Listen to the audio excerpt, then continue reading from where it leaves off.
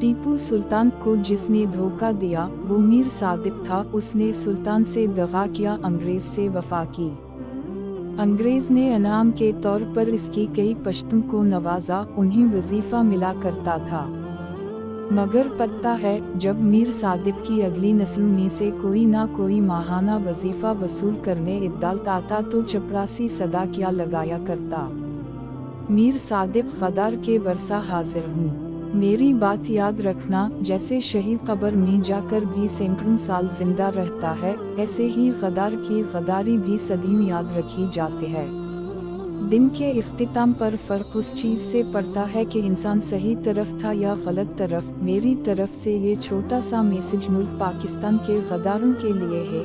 अल्लाह पाक की किस्म, उस पाकिस्तान से वफा करो, दुनिया आखिरत में कामयाब हो जाओगे। बहुत ही सस्ता सौदा है ईमान बचाने का, बहुत बिशारतें दी गई हैं। उस पाकिस्तान के लिए अपना ईमान बचा लो। पाकिस्तान जिंदाबाद। नए वीडियोस देखने के लिए हमारे चैनल को सब्सक्राइब करें।